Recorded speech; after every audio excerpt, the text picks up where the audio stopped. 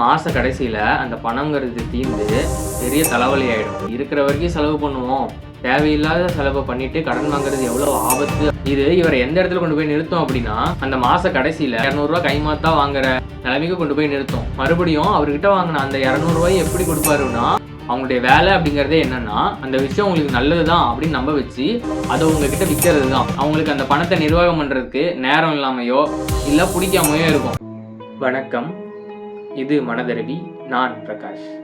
இந்த நிகழ்ச்சி பணப்பேச்சு. இன்னைக்கு பணப்பேச்சில் ஏன் தனிநபர் நிதி பற்றி நம்ம தெரிஞ்சுக்கணும் அப்படிங்கிறத பற்றி பார்க்க போகிறோம். இப்போ நமக்கு மாதத்துக்கு 20,000 ரூபாய் வருமானம் வருதுன்னு வச்சுக்கலாம். அந்த வருமானம்ங்கிறது அந்த மாதம் இறுதி வரைக்கும் நமக்கு இருக்கணும். அப்போ தான் அடுத்த மாதம் அந்த வருமானம் நமக்கு வர வரைக்கும் நம்மளால் நம்மளோட செலவுகளை பார்த்துக்க முடியும். இப்போது அன்புங்கிற ஒருத்தர் தங்கிட்ட இருக்கிற அந்த 20,000 எப்படி செலவு பண்ணுறதுன்னு தெரியாமல் கணக்கு போடாமல் செலவு பண்ணிட்டாருன்னு வைங்களேன், மாத கடைசியில் அந்த பணங்கிறது தீர்ந்து பெரிய தலைவலி ஆகிடும். இதுவே அறிவுங்கிற ஒருத்தர் தனிநபர் நிதியை பற்றி தெரிஞ்சிருந்து தங்கிட்ட இருக்க பணத்தை சரியாக கணக்கு போட்டு சரியாக செலவு பண்ணாரு அப்படின்னா அந்த மாத கடைசி வரைக்கும் அவரால் அந்த பணத்தை வச்சு செலவு பண்ண முடியும். இந்த அன்புங்கிறவர் தனிநபர் நிதி பற்றி தெரியாததுனால சரி இருக்கிற வரைக்கும் செலவு பண்ணுவோம், இல்லைன்னா நமக்கு தெரிஞ்சவங்க கிட்ட வாங்கிக்கலாம், அதுதான் நமக்கு கடன் தரத்துக்கு நிறைய பேர் இருக்காங்களே அப்படின்னு நினைப்பாரு. இதுவே அறிவுக்கு தனிநபர் நிதியை பற்றி தெரிஞ்சதுனால தேவையில்லாத செலவை பண்ணிட்டு கடன் வாங்குறது எவ்வளோ ஆபத்து அப்படிங்கிறது அவருக்கு நல்லா தெரிஞ்சிருக்கும். அதனால அவர் என்ன பண்ணுவாருன்னா, தங்கிட்ட இருக்கிறத வச்சு தேவையானதுக்கு மட்டும் செலவு பண்ணிட்டு கடன் இல்லாமையும் இருப்பாரு. இல்லை நம்மளோட தேவையான செலவுக்கே நம்ம வருமானம்ங்கிறது பத்தலை அப்படின்னாலும் கூட நம்ம செலவு என்ன வரவு என்ன இதெல்லாம் பார்த்து நம்மளோட நிதியை சரியாக மேலாண்மை செஞ்சாதான் இந்த வருமானம் பத்தலை அப்படிங்கிறதே நமக்கு தெளிவாக தெரியும். அப்போ தான் அந்த வருமானத்தை நம்ம எச்சு பண்ணுறதுக்கு உண்டான வேலையும் சரியாக பார்ப்போம்.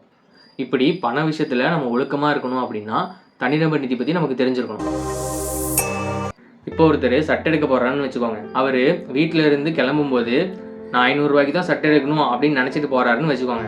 இப்போது அவர் அந்த சட்டை கடைக்கு போன உடனே அந்த கடைக்காரரு கேட்பாரு, வாங்க என்ன சட்டை வேணுமா, என்ன விலையில எடுக்கிற மாதிரி இருக்கீங்க அப்படிங்கிற மாதிரி கேட்பாரு.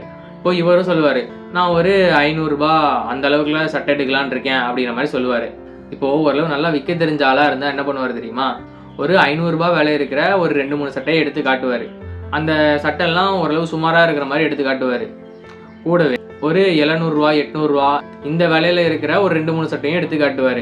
அந்த சட்டையெல்லாம் ஓரளவு நல்லா இருக்கிற மாதிரி எடுத்து காட்டுவார். இந்த இடத்துல பணத்தை சரியாக செலவு பண்ண தெரியாத அன்பு என்ன பண்ணுவார் அப்படின்னா, 500 ரூபா சட்டை நல்லாவே இல்லை, சரி ஒரு 700 ரூபா போட்டு கொஞ்சம் நல்ல சட்டையை எடுத்துக்கலாம் அப்படின்னு சொல்லிட்டு அந்த 700 ரூபா போட்டு அந்த சட்டையை வாங்கிடுவார். இப்போது தான் நினைச்சதை விட 200 ரூபா அதிகமாக போட்டு அந்த சட்டையை வாங்கியிருப்பாரு. இது இவரை எந்த இடத்துல கொண்டு போய் நிறுத்தும் அப்படின்னா, அந்த மாத கடைசியில் தனக்கு தெரிஞ்சவங்க யார்கிட்டயோ இருந்து ஒரு 200 ரூபா கைமாத்தா வாங்குற நிலைமைக்கு கொண்டு போய் நிறுத்தும். மறுபடியும் அவர்கிட்ட வாங்கின அந்த 200 ரூபாய் எப்படி கொடுப்பாருன்னா, அடுத்த மாதம் செலவுக்கு தேவையான பணத்திலிருந்து தான் கைமாத்தா வாங்கின பணத்தை கொடுப்பாரு.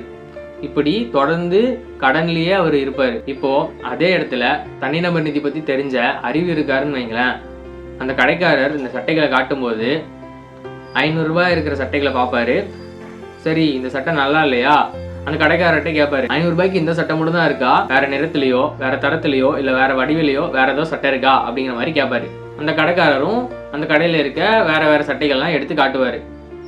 அந்த சட்டைகளை இவர் ஏதோ ஒரு சட்டை பிடிச்சிருந்தா எடுத்துக்கிட்டு தான் நினச்ச மாதிரியே 500 ரூபாயில் தனக்கு பிடிச்ச சட்டை எடுத்துகிட்டு வந்துடுவார். இல்லை 500 ரூபாயில் அந்த கடையில் எந்த சட்டையுமே அவருக்கு பிடிக்கல அப்படின்னா பக்கத்திலே இருக்கிற இன்னொரு கடைக்கு போய் அவருக்கு பிடிச்ச மாதிரி சட்டை இருக்கா அப்படின்னு பார்ப்பாரு. இப்படி ஒரு 2-3 கடை ஏறி இறங்கி அவர் நினச்ச விலையிலேயே அவருக்கு பிடிச்ச மாதிரி ஒரு சட்டையை வாங்கிடுவார். இல்லை எந்த கடையிலையுமே அந்த விலைக்கு சட்டை இல்லை அப்படின்னாலாம் தன்னுடைய உச்ச வரம்ப 500 ரூபாயிலிருந்து 600 ரூபாய்க்கு எச்சு பண்ணுவார்.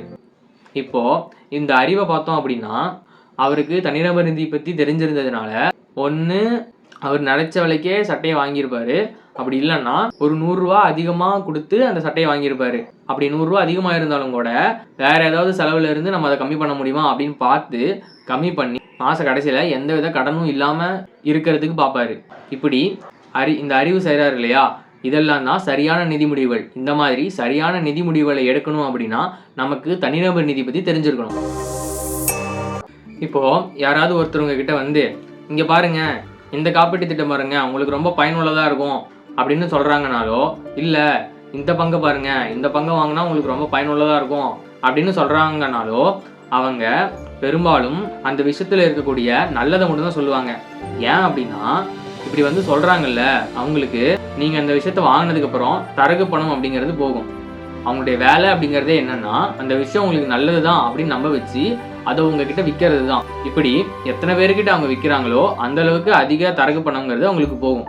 இப்படி இதை பத்திலாம் தெரியாத அன்பு என்ன நினைப்பாருன்னா, பரவாயில்லையே இதுல இவ்வளவு நன்மைகள் இருக்கா, சரி நம்ம பணத்தை இதுல போடுவோம் அப்படின்னு சொல்லிட்டு அதுல போடுறதுக்கு தான் அதிகமான வாய்ப்பு இருக்கு. ஆனா அதே இடத்துல தனிநபர் நிதியை பத்தி தெரிஞ்ச அறிவு என்ன பண்ணுவாரு அப்படின்னா, அந்த நபர் சொல்லக்கூடிய விஷயத்துல இருக்கிற கெட்டதுலாம் என்ன அப்படின்னு பார்க்க ஆரம்பிப்பாரு. அப்படியே அந்த நபர் சொல்லக்கூடிய விஷயம் உண்மையாவே நல்லதாவே இருந்தாலும் கூட தன்னுடைய தனிப்பட்ட நிதி இலக்குக்கு அது சரி வருமா அப்படிங்கிற மாதிரி பார்ப்பாரு.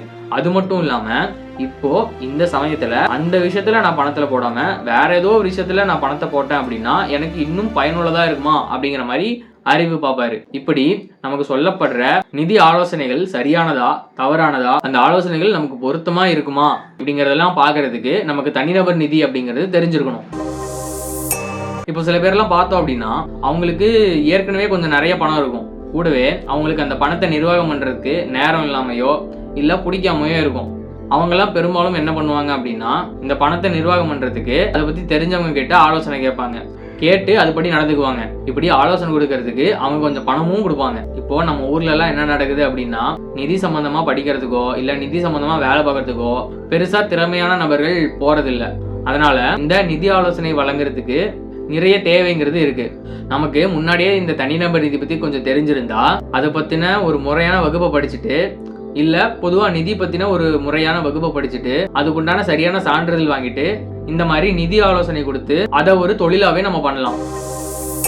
இப்போ இந்த காணொலியில நம்ம என்ன பார்த்தோம் அப்படின்னா, நம்ம எல்லாரும் ஏன் தனிநபர் நிதி பத்தி கத்துக்கணும் அப்படிங்கிறத பார்த்தோம். பண விஷயத்துல ஒழுக்கமா இருக்கிறதுக்கு இது நமக்கு உதவியா இருக்கும். 1, சரியான நிதி முடிவுகளை எடுக்கிறதுக்கு இது நமக்கு தெரிஞ்சிருக்கணும். 2, யாராவது நம்ம கிட்ட வந்து ஏதாவது ஒரு ஆலோசனை சொன்னாங்கன்னா அதை சரியா நம்ம பார்க்கணும்னா இது நமக்கு தெரிஞ்சிருக்கணும். 3, இதை நம்ம சரியா கத்துக்கிட்டு ஒரு முறையான சான்றிதழ் வாங்கிட்டோம் அப்படின்னா இதை தொழிலாகவும் பண்ணலாம். 4, இந்த காணொலி உங்களுக்கு பிடிச்சிருந்துச்சுன்னா லைக்கை தட்டி விடுங்க. இதை பத்தி நீங்க என்ன நினைக்கிறீங்க அப்படிங்கிறது கீழே சொல்லுங்க. கூடவே மனதறிவியோடு இணைந்திருங்க. செய்க பொருளை உள்ளுவதெல்லாம் உயர்வுள்ளல். நன்றி.